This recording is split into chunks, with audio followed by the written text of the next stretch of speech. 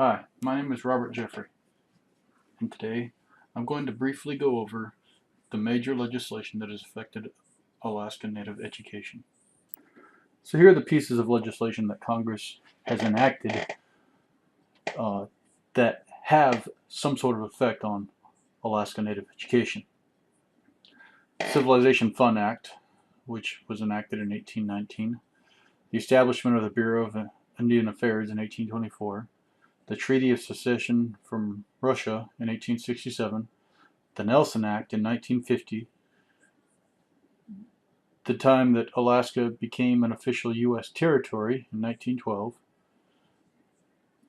a piece of legislation that had no name, which was passed on March 3, 1917, the Johnson-O'Malley Act, the establishment of Impact Aid in 1950, the Elementary and Secondary Education Act in 1965, the Alaska Native Settlements Claims Act of 1971, the Indian Education Act in 1972, the Indian Self-Determination and Education Act in 1975, and finally, the Improving America School Act in 1994.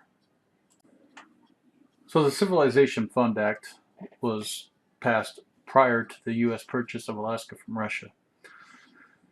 But it was in place at the time of purchase and was considered to include Alaska Native peoples at that point, intended to civilize Native Americans and by default Alaska Natives by paying annuities to organizations to establish schools to educate natives in the ways of the white man, thereby ridding them of their customs and traditions and teaching them reading and writing. The Bureau of Indian Affairs was created in 1824 as a part of the War Department to administer the Civilization Fund Act annuities. The Treaty of Secession from Russia in 1867 was the treaty that concluded the sale of all Russian holdings in North America, aka Alaska, to the United States for the price of $7.2 million in gold. Article 3 of the treaty established that all persons choosing to remain in Alaska after 3 years from the date of purchase were to be made American citizens, with the exception of people belonging to quote-unquote uncivilized tribes, now known as Alaskan Native tribes.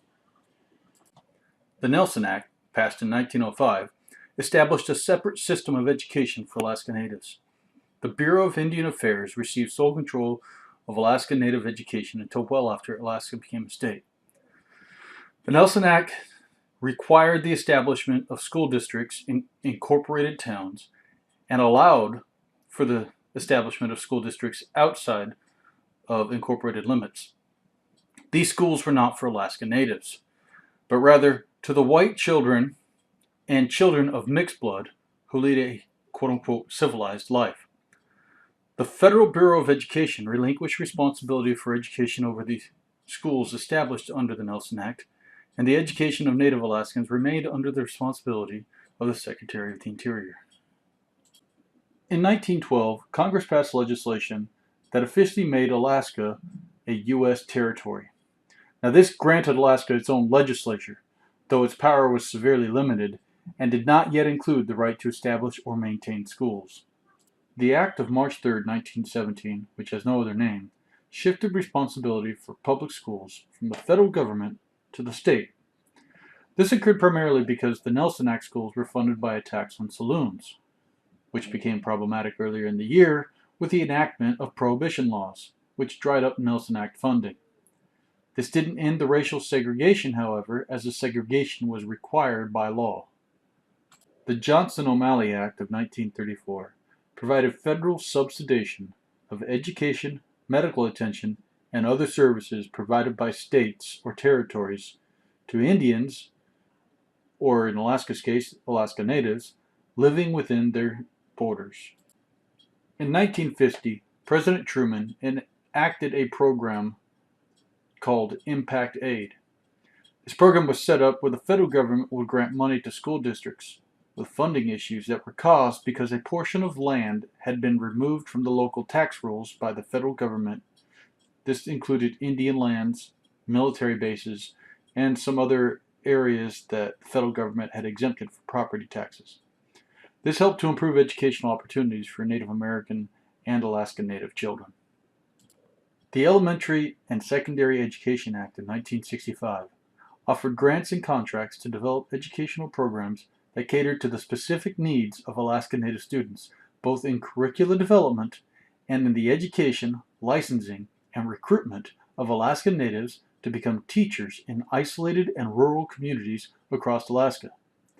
These grants and contracts were also aimed at making progress with family literacy programs, the development and operation of preschool and other early education opportunities for Alaska Native children, for research and data collection on Alaska Native educational needs, dropout prevention programs, culture and education programs designed to share Alaska Native culture with students, and more. The Alaska Native Settlement Claims Act of 1971 created 13 regional corporations and 224 village and urban corporations, which were given 44 million acres and $962.5 million to split between them in exchange for dropping all Alaska Native land claims. Using these resources, the corporations were made responsible for providing for their Alaska Native shareholders. Most of these corporations' objectives were focused on cultural and educational activities to include scholarships for Alaska Native students, sponsorship of cultural and artistic events, preservation of Alaska Native languages, and the protection of sites with historic or religious importance. The Indian Education Act, 1972, established the Office of Indian Education and the National Advisory Council on Indian Education. It also provided money for American Indian and Alaska Native education programs for all grades, as well as empowering parents to form advisory boards for federally operated boarding schools and public schools that have programs for American Indian and Alaska Native students. The Indian Self-Determination and Education Assistance Act of 1975 enabled tribes to negotiate contracts with the Bureau of Indian Affairs to administer their own education and social service programs, and provided grants for tribes who developed plans to assume responsibility for federal programs. Additionally, it attempted to increase parental input in Indian and Alaska Native education by guaranteeing Indian and Alaska Native parents involvement on school boards. Title IX of the Improving America Schools Act of 1994 authorized grants to school districts that have at least 10 Indian students or 25% of their students are Indian, whichever is greater.